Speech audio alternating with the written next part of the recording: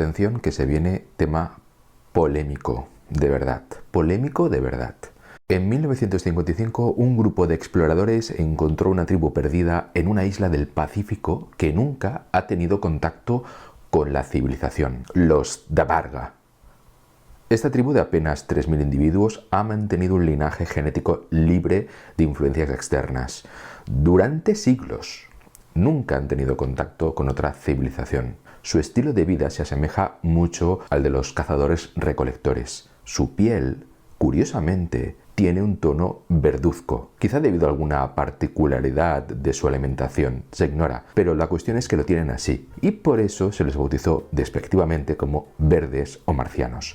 Lo más sorprendente fue cuando en 1974 un grupo de psicólogos sometió a un grupo aleatorio de los Dabarga a diversos test para medir su cociente intelectual. Descubrieron así que el CI promedio era más alto de lo habitual. ¡Sorpresa!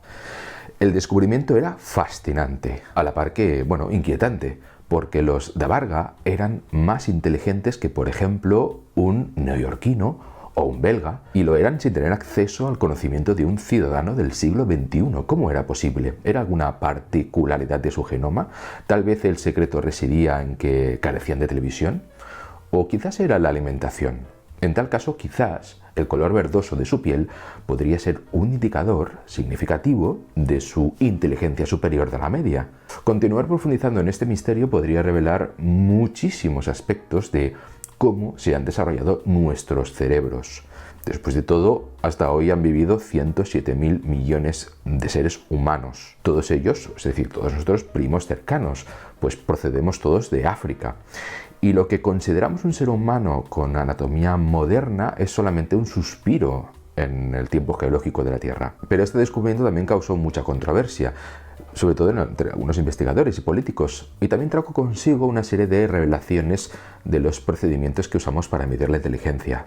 Tal vez lo que medíamos como inteligencia no era la inteligencia per se, porque ¿cómo iba a ser posible que una tribu perdida fuera más inteligente que el resto de los humanos que vivimos en plena civilización? Quizás había muchas facetas de la inteligencia, más de las que suponíamos, y los Dabarga solo despuntaban en algunas de ellas, y nosotros pues en otras, ¿no? En cualquier caso, el descubrimiento de aquella tribu fue un importante incentivo para profundizar en lo que significa ser inteligente y cómo hemos acordado medir esa característica. Los Dabarga de alguna manera habían contribuido más al desarrollo de varios campos del conocimiento, como la genética o la psicología, que cualquier otro hallazgo individual reciente. Estudiar a los Dabarga se convirtió así en un camino académico, bastante prometedor para muchos nuevos investigadores. Y sin embargo, poco a poco empezaron a levantarse protestas alrededor del estudio del origen de la aparente superioridad de los Dabarga. ¿Cómo nos atrevíamos nosotros ni siquiera a sugerir que aquellos isleños eran intelectualmente superiores a nosotros? Menudo anatema.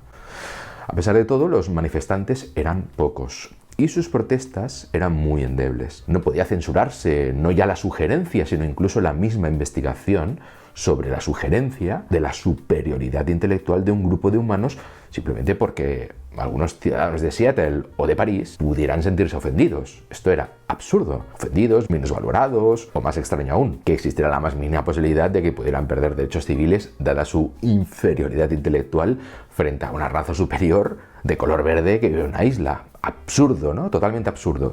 Pero existía. Estas personas existían. Bueno, esto que os he contado obviamente es una historia falsa, es fruto de la ficción. Los Dabarga no existen, lo siento, tampoco las personas de color verde. Pero de ser todo esto cierto, todo esto que he contado, pocos de nosotros entenderíamos esta especie de renuencia de los activistas por los derechos del hombre blanco del primer mundo.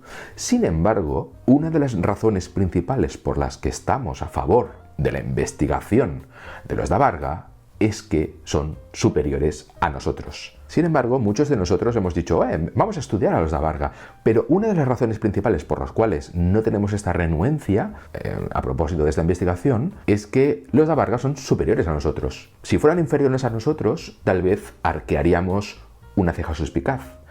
Y si fueran negros en lugar de verdes, o formaran parte de algún tipo de colectivo que históricamente ha sido discriminado, entonces es muy probable que muchos de nosotros empezáramos a formar parte de los que se manifestaban en contra de estudiar la supuesta superioridad de los Davarga, olvidándonos de todos los beneficios y ventajas que anteriormente habíamos arguido.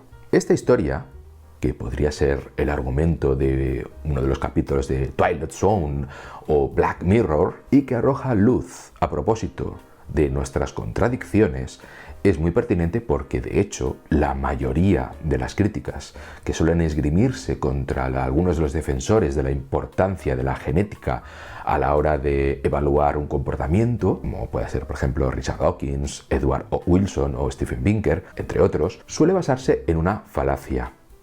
Que afirmar que existen diferencias genéticas se traduce en afirmar que también debemos crear políticas en función de estas diferencias, a nivel casi eugenésico, o que esto daría pábulo al racismo, al machismo y a otros ismos. En definitiva, el argumento de los que cuestionan el determinismo genético no parece ser tanto que el determinismo genético no exista, sino que si se divulga tal determinismo genético, se organizarán turbas sociales nivel Ku Klux Klan. Pero este es un mal argumento. Precisamente, identificar una tendencia genética puede ser el estímulo para fiscalizar desde el punto de vista moral y legal con más ahínco en su contra. Es decir, que si alguien tiene propensión genética a hacer algo malo, no debemos disculparle, sino crear medidas todavía más coercitivas para evitar que sea víctima de su propio determinismo genético. Sería como un niño caprichoso que quiere una gominola. Cuanto más caprichoso sea, con más firmeza debemos afrontar su capricho. Tanto genes como ambiente influyen en nosotros y en función de la posición filosófica que adoptemos frente al determinismo, tenderemos a creer que existe el libre albedrío en algún grado o no existe en absoluto. Y si partimos de la base de que existe cierto libre albedrío, entonces debemos asumir que podemos identificar los rasgos del ambiente que nos influyen y modificarlos para nuestros objetivos. Pero también que podemos hacer lo propio con los rasgos genéticos. No existe ninguna razón para pensar que es más difícil luchar contra una tendencia genética frente a una ambiental. En definitiva, conocer si un grupo de personas particular, ya sean negros, mujeres o cualquier otra división políticamente delicada, es menos capaz que el resto de algo, de cualquier cosa, también nos permite corregirlo de una forma mucho más eficaz. No pasa nada por decirlo, no pasa nada por identificarlo. Así que no tengamos miedo de estudiar a los Davarga. El conocimiento siempre es bueno. Lo malo es cómo usemos luego ese conocimiento.